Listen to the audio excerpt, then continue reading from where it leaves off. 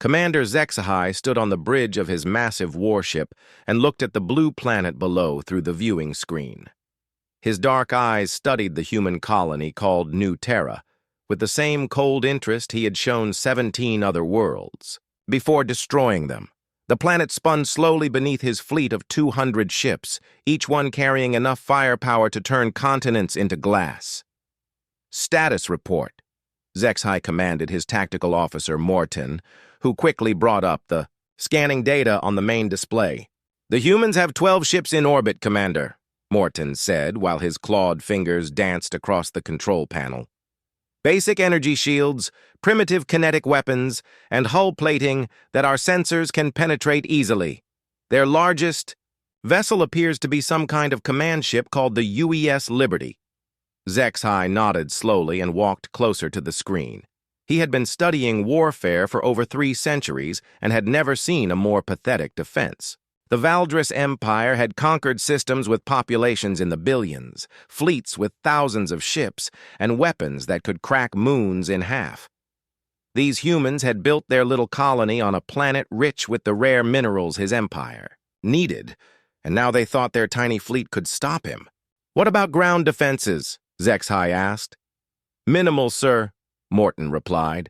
"Some energy cannons around their main cities, basic shield generators, and what appears to be a few thousand ground troops. Our preliminary scans show they have approximately 2 million colonists spread across 3 continents. The commander almost smiled at this information. 2 million souls who would soon learn the price of defying the Valdris Empire. He had given them the standard ultimatum 3 days ago: surrender completely and become slaves, or face total annihilation. Every species eventually chose slavery over death, though some took longer to accept reality than others. Any response to our final surrender demand? HFY asked. "Yes, Commander," Morton said, and his voice carried a hint of confusion. "The human commander, someone called Captain Jake Morrison, sent this message an hour ago." The screen flickered and showed a human male with short brown hair and steady blue eyes. Morrison wore a simple military uniform and stood on what appeared to be his ship's bridge. When he spoke, his voice was calm and clear. "Commander HFY of the Valdris Empire," Morrison said, looking directly into the camera. "We have received your ultimatum and discussed it thoroughly with our people. Our answer is no. We will not surrender our homes, our freedom, or our lives to you. We know you have more ships and better weapons, but that does not matter to us. We are human beings, and we do not kneel to anyone. If you want this world, you will have to take it from us, and we promise you this: we will not make it easy for you." The message ended and Morrison's image disappeared, leaving HFY staring at an empty screen. For a moment, the bridge was completely silent except for the soft humming of the ship's engines. "Interesting," HFY said finally. "They actually believe they can resist us." Morton shifted uncomfortably in his seat. "Sir, should we begin the bombardment immediately? We could destroy their orbital defenses in minutes and start targeting their cities." "No," HFY said, turning away from the screen. "I want to study these humans first. Every species has its own way of fighting, and I am curious about theirs. Besides, our orders are to capture the mining facilities intact if possible. We will engage their fleet first and force them to watch as we destroy their ships one by one. When they see how hopeless their situation is, they will surrender." The commander walked to his command chair and sat down, his long fingers drumming against the armrest. In 300 years of warfare, he had seen fear, desperation, and false bravery countless times. The humans were showing classic signs of species-level denial, refusing to accept the obvious reality of their situation. It was almost cute in a primitive way. "Signal the fleet," HFY ordered. "All ships move to attack formation. We advance in exactly 1 hour. I want the humans to have time to think about what is coming for them." As his officers began preparing for battle, HFY allowed himself a moment of satisfaction. This would be over quickly, and then he could add another victory to his already impressive record. The humans would learn what every other species had learned. The Valdris Empire was unstoppable, and resistance only made their eventual defeat more painful. The blue planet continued to spin below them, peaceful and beautiful, completely unaware that its fate had already been decided. Soon it would be just another mining world in the vast Valdris Empire, and the humans would be just another conquered species working in the deep tunnels beneath its surface. HFY had no idea that he was about to witness something that would change everything he thought he knew about war. The battle began exactly as HFY expected it would end, with the humans facing impossible odds and certain destruction. His fleet moved forward in perfect formation, 200 warships advancing like a metal wall of death toward the tiny human force. Every tactical computer on his flagship showed the same result: complete Valdris victory in less than 30 minutes. But then something strange happened. Instead of forming a defensive line or retreating to the safety of their planet's atmosphere, the 12 human ships suddenly accelerated directly toward HFY's massive fleet. Their engines burned bright blue against the darkness of space as they charged forward at maximum speed. "Sir," Morton said from his station, confusion clear in his voice, "the humans are attacking us directly. This makes no tactical sense." HFY leaned forward in his command chair and watched the display screen with growing interest. In 3 centuries of warfare, he had never seen such a foolish move. The humans were like insects flying into a fire, rushing toward their own destruction, with apparent enthusiasm. "Perhaps they have decided to die quickly rather than suffer a slow defeat," he said. "Very well. All ships, open fire when they enter weapons range." The first exchange of weapons fire lit up the space between the 2 fleets like a deadly fireworks. Display. Valdris energy beams reached out across the void and struck the leading human ships, causing bright explosions and sending debris spinning through space. But instead of being destroyed or retreating, the human ships began moving in ways that made no sense. They scattered like seeds thrown into the wind, each vessel suddenly changing direction and speed in patterns that seemed completely random. Where HFY expected to see organized formations, he saw chaos. Where he expected to see predictable military tactics, he saw something that looked like madness. "What are they doing?" Morton asked, his voice rising with confusion, as he watched his targeting systems struggle to lock onto the wildly moving human ships. Lieutenant Amy Rodriguez piloted one of the smaller human fighters, and HFY watched her ship dance through a storm of Valdris weapons fire that should have destroyed her 3 times over. Her vessel twisted and spun through space like a leaf caught in a hurricane, somehow avoiding every beam and missile that his ships fired at her. "How is that possible?" HFY demanded. "Our targeting computers are the most advanced in the galaxy." "Sir, her ship's power readings are off the charts," the weapons officer reported. "She appears to be running her engines and systems far beyond safe limits. The energy output should tear her ship apart." But Amy's fighter stayed intact and kept moving, weaving between Valdris ships and firing her primitive weapons at critical points on their hulls. Her attacks should have been harmless against Valdris armor, but somehow she was finding weak spots that the designers never knew existed. Then something even more disturbing happened. One of the larger human ships, a vessel called the Defiance, suddenly changed course and headed straight for HFY's nearest heavy cruiser. The human captain made no attempt to use weapons or shields. He was simply flying his ship directly into the much larger Valdris vessel at maximum speed. "He is going to ram us," the tactical officer on the Valdris cruiser reported over the communication system. "I cannot change course in time." The 2 ships collided in a brilliant explosion that lit up space for hundreds of kilometers in every direction. Both vessels were destroyed instantly, their crews vaporized in the nuclear fire of their combined engines. But as the light faded, HFY saw something that made his blood run cold.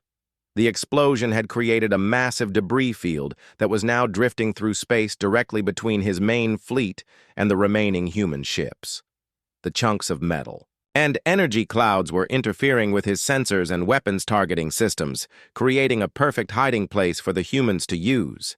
"This is impossible," Morton said, staring at his instruments in disbelief.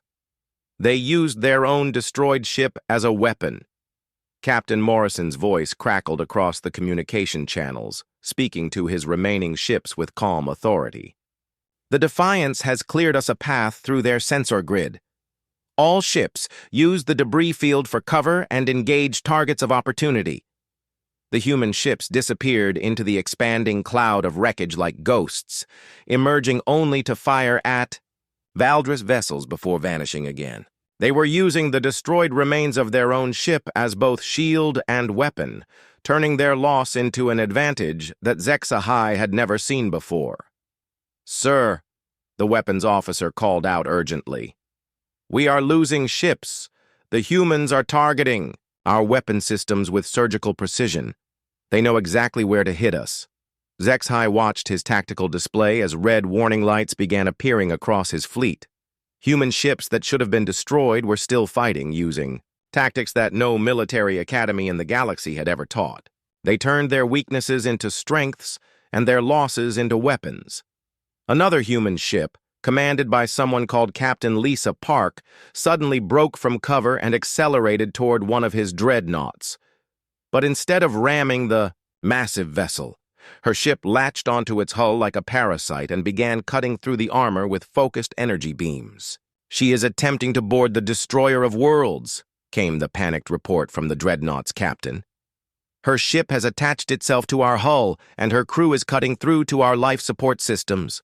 Within minutes, the massive Valdris warship began venting atmosphere into space as human soldiers fought their way through its corridors. Somehow, impossibly, they were using the ship's own atmospheric systems against its crew, flooding sections with toxic gases and creating pressure differentials that made it impossible for the Valdris warriors to fight effectively.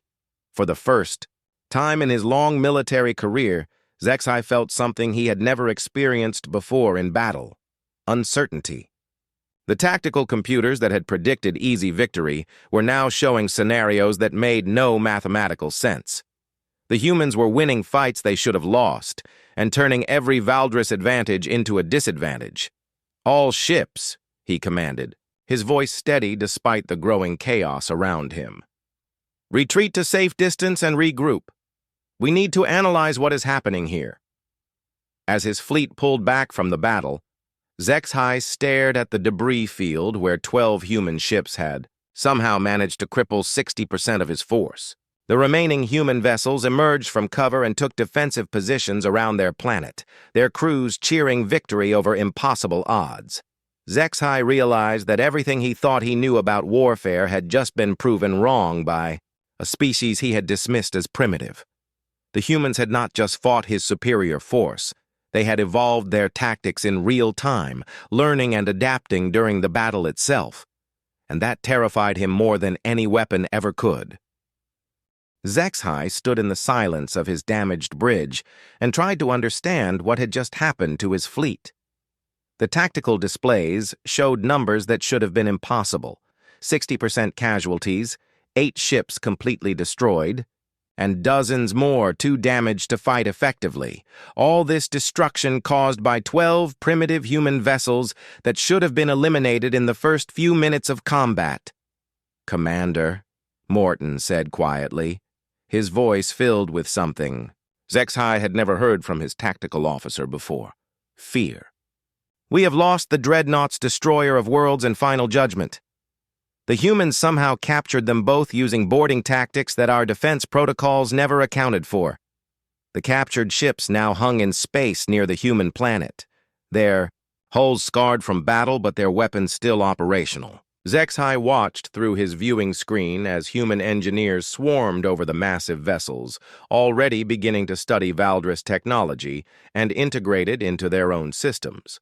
Commander Lisa Park had led the boarding assault on the destroyer. of worlds with a tactical brilliance that defied every military manual Zexhai had ever studied.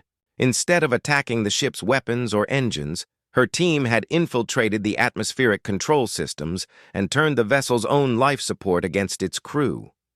The Valdris warriors, who were bred for combat in controlled environments, found themselves fighting in toxic gases and pressure changes that made their superior strength and reflexes useless. "How did they know our atmospheric vulnerabilities?" Zexhai asked, though he suspected no one on his bridge could answer that question. "Sir," the communications officer said hesitantly, "we are receiving a transmission from the human commander. Morrison, put it through," Zexhai ordered, though every instinct told him he would not like what he was about to hear. Captain Morrison appeared on the screen, standing on the bridge of his ship with the blue planet Earth visible through the windows behind him. His uniform was torn and blackened from battle, but his eyes were clear and confident. "Commander Zexhai," Morrison said with a slight nod of acknowledgement, "I wanted to thank you for an educational battle. Your ships and tactics have taught us a great deal about Valdris military capabilities. We have captured 2 of your dreadnoughts, intact, along with their computer cores and weapon systems.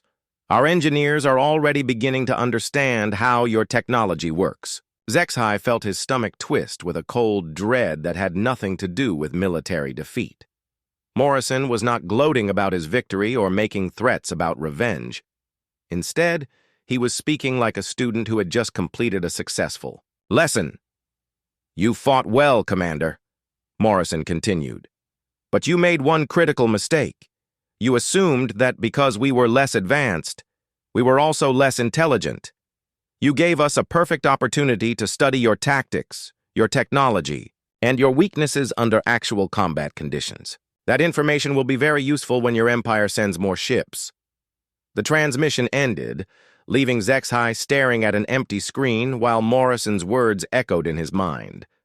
The humans had not just defeated his fleet.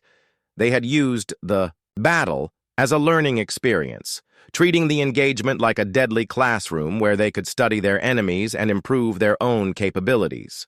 "Sir," Morton said urgently, "long-range sensors are detecting human activity throughout their system. They appear to be dissecting our captured ships and reverse engineering our technology at an unprecedented rate." "How long?" Zexhai asked, though he dreaded the answer.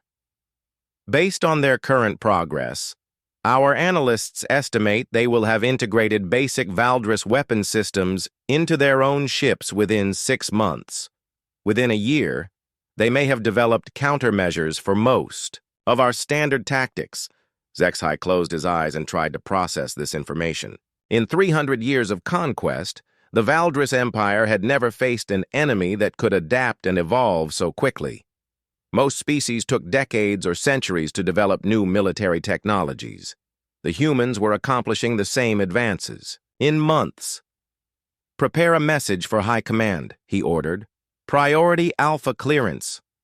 As his communications officer prepared the transmission, Zexhai tried to find words to explain what he had witnessed. How could he tell the High Admiral that a primitive species had not only defeated a superior Valdris fleet, but had done so using tactics that seemed to violate the fundamental principles of warfare itself? "High Admiral Kresheva," he said when the connection was established.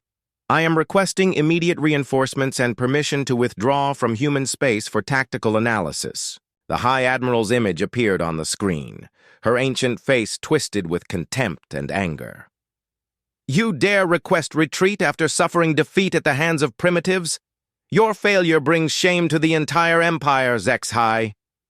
"With respect, Admiral, this was not a normal defeat," Zexhai tried to explain. "The humans demonstrated capabilities that our tactical computers did not predict. They adapt their strategies in real time and turn their losses into advantages. I have never seen anything like it." "Excuses," Kresheva snarled. "You underestimated weak enemies and paid the price for your arrogance. I am sending Admiral Threshak with 300 additional ships. You will remain in system and observe while he demonstrates how real Valdris warriors handle primitive species." The transmission ended before Zexhai could protest or explain further. He sat back in his command chair and looked out at the human planet, where lights were beginning to twinkle in the growing darkness as the world rotated away from its sun. "Sir," Morton said quietly, "should we begin preparing for Admiral Threshak's arrival?" "Yes," Zexhai replied, though his mind was elsewhere. He was thinking about Morrison's calm confidence and the way the humans had treated the battle like a learning experience rather than a fight for survival. He was remembering how quickly they had adapted their tactics and how efficiently they were now studying captured Valdris technology. Most disturbing of all, he was beginning to realize that the humans had probably allowed him to survive the battle on purpose. They could have destroyed his flagship along with the others, but they had chosen to let him escape, not out of mercy or honor, but because they wanted him to report back to his superiors and bring more ships for them to study and capture. The humans were not just defending their world. They were using his own empire as a source of military education and technological advancement. Every ship the Valdris sent would make the humans stronger and more dangerous. For the first time in his long military career, Zexhai wondered if the Valdris Empire had finally encountered an enemy it could not defeat. And if that was true, then everything was about to change in ways that no one could predict or control. The blue planet continued to spin peacefully below him, but Zexhai now understood that its calm appearance was completely deceptive. Humanity was not a primitive species waiting to be conquered. It was something far more dangerous than that. It was a species that had learned to weaponize the very concept of adaptation itself. While waiting for Admiral Threshak to arrive with reinforcements, Zexhai made a decision that would haunt him for the rest of his life. He began studying human history. What he discovered in their archived transmissions and cultural records made the defeat of his fleet seem like a minor skirmish compared to the true horror of what humanity actually was. The first thing that shocked him was learning that humans had been fighting each other for their entire recorded history. Not occasional wars over resources or territory, but constant, endless conflict that spanned thousands of years and every continent on their home planet. The Valdris Empire fought other species to expand and conquer, but humans had spent millennia perfecting the art of warfare by using it against themselves. "Morton," Zexhai called to his tactical officer, "look at this data about something called World War II. His officer studied the information, and his expression grew more disturbed with each detail. "Sir, this cannot be accurate. It says that in a single conflict lasting 6 years, humans killed over 70 million of their own kind using weapons that included chemical gases, incendiary bombs, and nuclear devices." "Keep reading," Zexhai said grimly. The more they learned, the more horrifying it became. Humans had not just fought wars, they had industrialized the process of killing each other. They built factories dedicated to producing weapons, developed scientific methods for creating more efficient ways to destroy cities, and invented strategies for psychological warfare that could break entire populations without firing a single shot. Dr. Neil Carter, a human historian who had been captured during the boarding of the Destroyer of Worlds, was brought to Zexhai's quarters for questioning. The elderly man sat calmly across from the Valdris commander, showing no fear despite being a prisoner on an alien warship. "I want to understand your species," Zexhai said. "Your military capabilities far exceed what our intelligence predicted. How is this possible?" Dr. Carter smiled sadly and folded his hands in his lap. "Commander, what you witnessed in battle was not unusual for us. We have been perfecting these tactics for thousands of years, and every generation has taught the next how to fight more efficiently and more brutally than the last." "But why?" Zexhai asked. "The Valdris fight to expand our empire and gather resources. What did humans gain from fighting each other?" "Evolution," Carter replied simply. "Every war taught us something new about strategy, technology, and human nature itself. We learned how to motivate our soldiers, how to break our enemies, and how to turn any situation into an advantage. Most importantly, we learned that survival often depends on being willing to do things that other species consider impossible or immoral. Zexhai accessed more historical records and felt his understanding of reality begin to crumble. He read about a conflict called Vietnam, where a technologically inferior human force had defeated the most powerful military on their planet through sheer determination and tactical adaptation. He studied something called the American Civil War, where humans had fought each other for 4 years using increasingly sophisticated weapons and strategies. This record mentions a battle called Gettysburg, Zexhai said, highlighting the data on his screen. Over 50,000 casualties in 3 days, yet both sides continued fighting. That was considered a normal engagement for that period, Carter explained.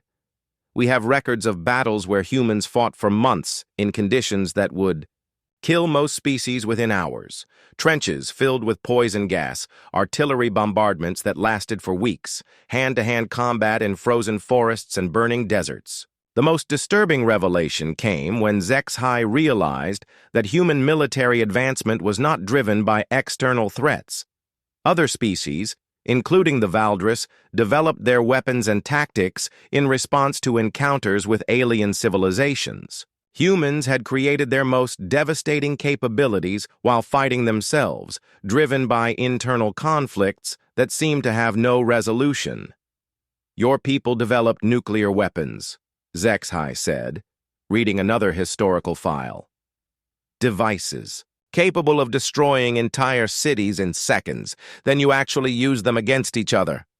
Twice, Carter confirmed, and then we built thousands more, each one more powerful than the last. We created weapons capable of ending all life on our planet, pointed them at ourselves, and somehow managed not to use them for over 80 years. Do you understand what that tells you about human psychology, Commander?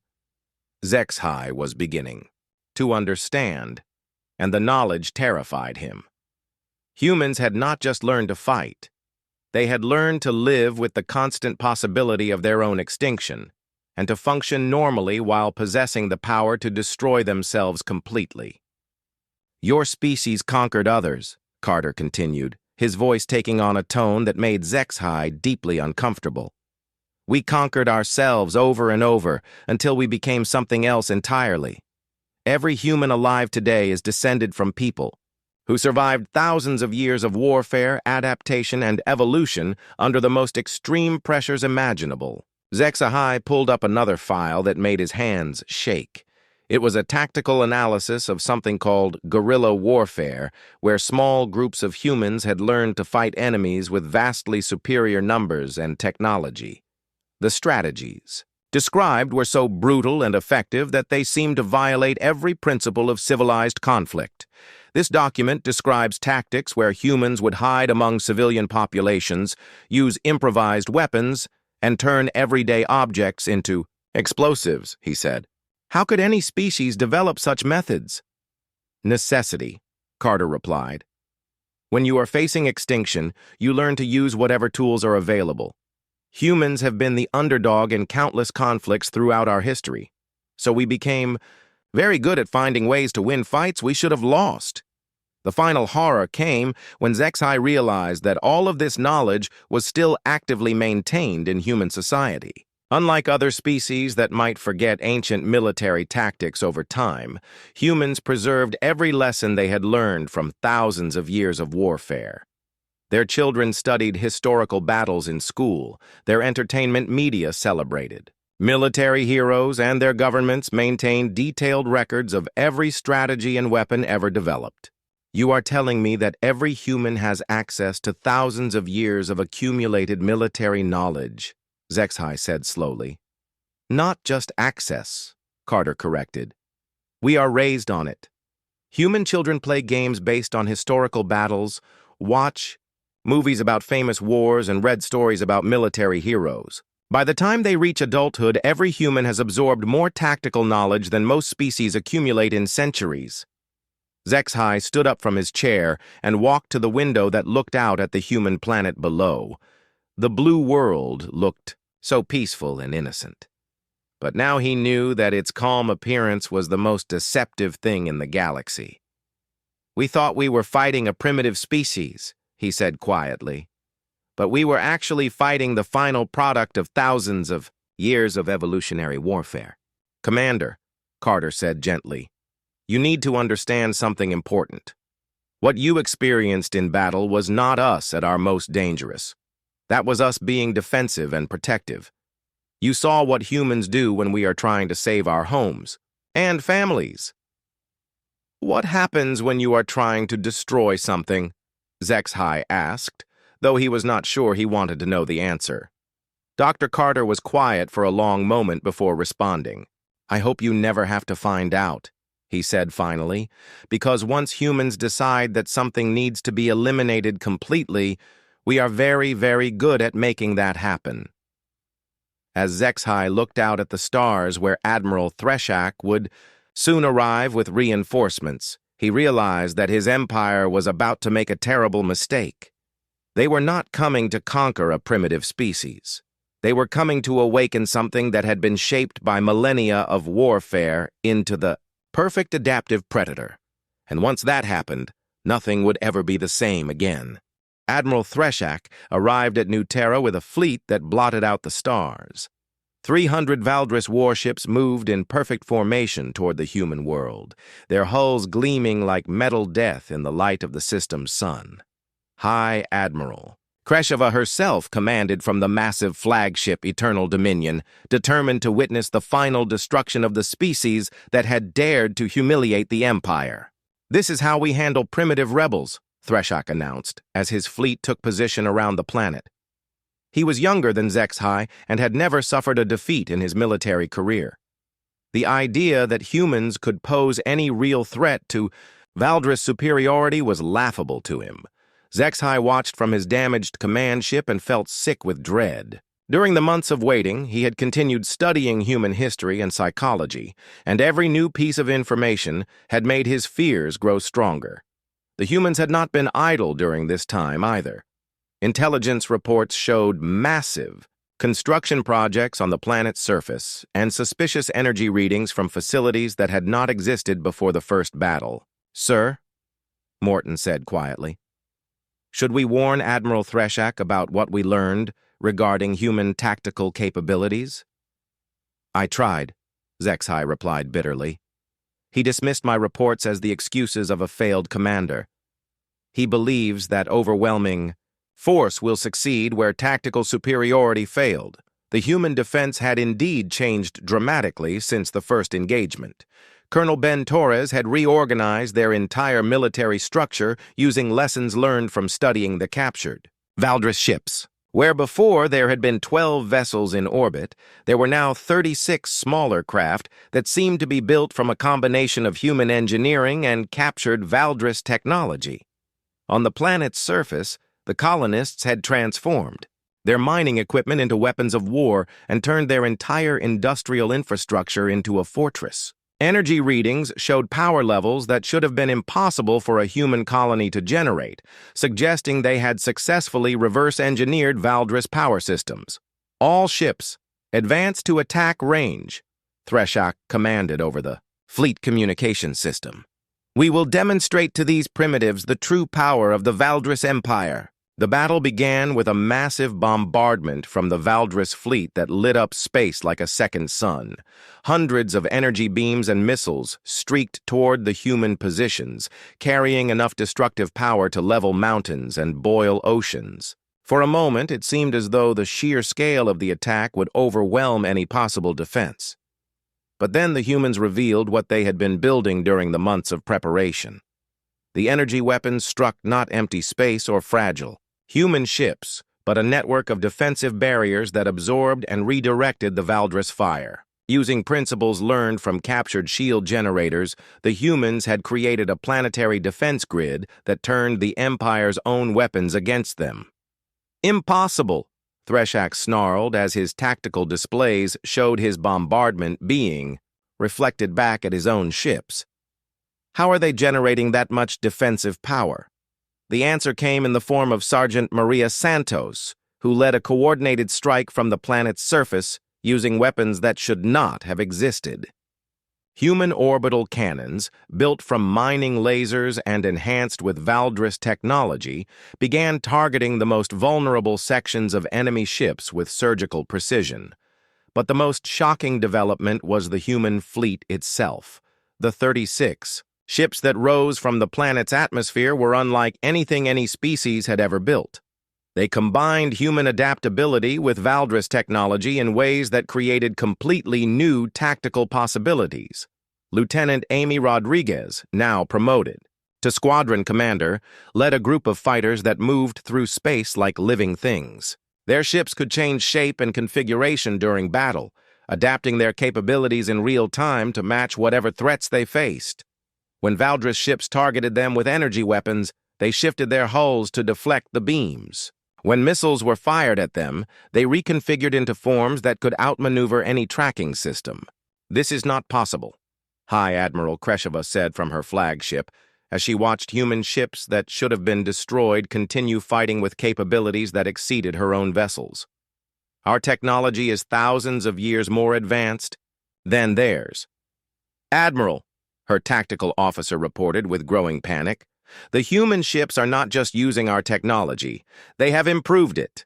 Their power output exceeds our design specifications, and they are employing tactical combinations that our computers never considered."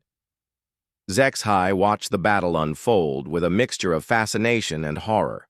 Everything he had learned about human psychology was being demonstrated in deadly detail. The humans were not just fighting, they were evolving their capabilities in real time, learning from every exchange of fire and adapting their strategies faster than the Valdris tactical computers could analyze. Colonel Torres, commanding from a ship called the Resilience, demonstrated the terrifying efficiency of human tactical thinking. His forces moved in patterns that seemed chaotic, but were actually precisely coordinated, turning every Valdris advantage into a disadvantage through methods that defied conventional military logic. "All ships focus fire on their command vessel," Threshak ordered, trying to regain control of a battle that was rapidly spiraling beyond his understanding, but the humans had anticipated this strategy and prepared for it. As dozens of Valdris ships concentrated their fire on the Resilience, the human vessel did something that made every alien observer question their understanding of physics. It separated into multiple independent sections that continued fighting, as separate ships while remaining tactically coordinated. "They turned one ship into 12, Morton whispered in amazement. "How is that possible?" The answer was pure human ingenuity applied to captured alien technology. The humans had studied modular Valdris construction techniques and pushed them to their logical extreme, creating vessels that could reconfigure themselves for any tactical situation. As the battle continued, it became clear that the humans were not just winning, they were demonstrating superiority in every aspect of warfare. Their weapons were more accurate, their defenses were more adaptive, and their strategies were more innovative than anything the Valdris had ever encountered. High Admiral Kreshva watched her flagship's hull being systematically dismantled by human weapons that targeted specific systems with impossible precision. "How do they know exactly where to hit us?" she demanded.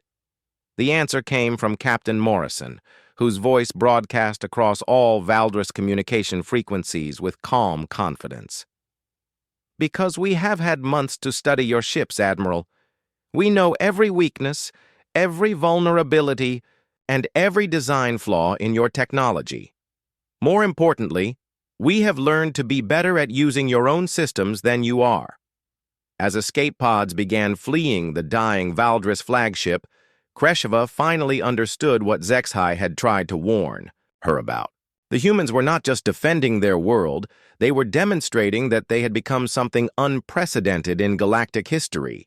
They had transformed themselves into a species that could absorb any technology, adapt any strategy, and overcome any opponent through pure evolutionary pressure applied in real time. The battle ended with the complete destruction or capture of the Valdris fleet, but Zexhai knew that this was just the beginning. The humans had now proven beyond any doubt that they were not just another primitive species to be conquered.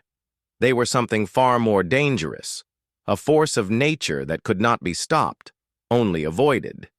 And as he watched human ships moving through the wreckage of two Valdris fleets, Zexhai realized that his empire had just awakened something that would change the balance of power in the galaxy forever. The aftermath of the second battle left Zexhai floating in space aboard one of the few Valdris ships that had survived the encounter. Around him, the wreckage of two entire fleets created a graveyard of twisted metal and shattered dreams that stretched for thousands of kilometers in every direction. High Admiral Kreshova was dead, her flagship destroyed by weapons that had once been Valdris technology before the humans made them better. For 3 days, Zexhai sat in his command chair and tried to write a report that would explain to the Valdris High Command what had happened at New Terra. How could he tell them that humanity had not just defeated their forces twice, but had done so while demonstrating technological and tactical superiority that seemed to violate the fundamental laws of military science? The humans had allowed him to survive again, and this time he understood why. Captain Morrison, now promoted to Admiral, had sent him a final message before his departure that made the terrible truth impossible to ignore. "Commander Zexhai," Morrison had said, standing on the bridge of his captured Valdris dreadnought, with Earth visible through the windows behind him. "I want you to return to your empire and deliver a message from humanity. Tell your leaders that we bear them no ill will for attacking us. We understand that you were following your nature as conquerors, just as we followed our nature as survivors." Morrison paused and looked directly into the camera with eyes that seemed older than his years. "But you need to understand what you have awakened here. Your attacks have given us access to your technology, your tactics, and your methods. We have learned everything we need to know about the Valdris Empire, and we will not forget those lessons. We could destroy every Valdris ship in space right now if we chose to," Morrison continued, his voice remaining calm and reasonable, despite the horrifying implications of his words. "Your fleets, your worlds, your entire civilization is now vulnerable to us in ways you cannot imagine. But we will not attack you, because that is not who we choose to be." The message ended with Morrison offering terms that made Zexhai's blood run cold. The Valdris Empire could continue to exist, but only if it avoided human space completely and ceased all aggressive expansion toward any worlds that humanity considered under their protection. It was not a treaty between equals. It was a predator explaining to former prey that it could kill them anytime it wanted, but was choosing mercy instead. As Zexhai's damaged ship limped back toward Valdris space, he composed his final report with hands that shook from more than just physical exhaustion. He had witnessed the birth of something new in the galaxy, a species that had weaponized the very concept of adaptation and evolution. "To the High Command of the Valdris Empire," he wrote, "I submit this final report on the human species with the strongest possible recommendation that all contact be avoided indefinitely. Humanity represents a fundamental threat to our understanding of warfare and civilization. They are not simply another species to be conquered or destroyed. They are a force of nature that has learned to consciously direct their own evolution in real time. The humans do not fight wars the way other species do.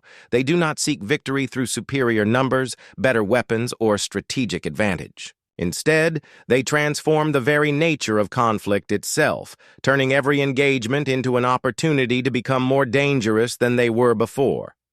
We attacked them with primitive technology, and they used our own weapons against us. We attacked them with advanced fleets, and they demonstrated technological superiority that exceeded our most optimistic projections. Each time we escalated, they escalated further, not through preparation, but through immediate adaptation." Zexhai paused in his writing and looked out at the stars that no longer seemed like the friendly territory of a vast Valdris empire. Somewhere, in that darkness, humanity was growing stronger, learning from every encounter and preparing for whatever challenges the galaxy might present. The most terrifying aspect of humanity is not their tactical brilliance or their technological adaptability, he continued writing. It is their fundamental psychology. Other species, including ourselves, fight to achieve specific goals: territory, resources, dominance. Humans fight because conflict has shaped them into something that treats warfare as a natural evolutionary process. They do not see battles as something to be won or lost. They see them as opportunities to become more than they were before. Every engagement teaches them something new about their enemies and about themselves. Every victory makes them stronger, and every defeat makes them more dangerous. I have studied their history extensively, and the pattern is clear. Humanity has spent thousands of years fighting themselves into a state of perpetual evolutionary warfare. They have become a species that can absorb any technology, adapt to any strategy, and overcome any opponent through pure adaptive pressure applied faster than their enemies can respond. HFY saved his report and prepared to transmit it to High Command, knowing that many of his superiors would dismiss his warnings as the ravings of a commander who had suffered too many defeats. But he had to try to make them understand what they were facing. 3 weeks later, he received a response that confirmed his worst fears. The High Command had decided that his reports were evidence of mental breakdown caused by repeated military failure. He was being relieved of duty and assigned to a research facility where he could recover from his apparent psychological trauma. But worse than his personal disgrace was the news that the Empire was preparing a massive invasion fleet.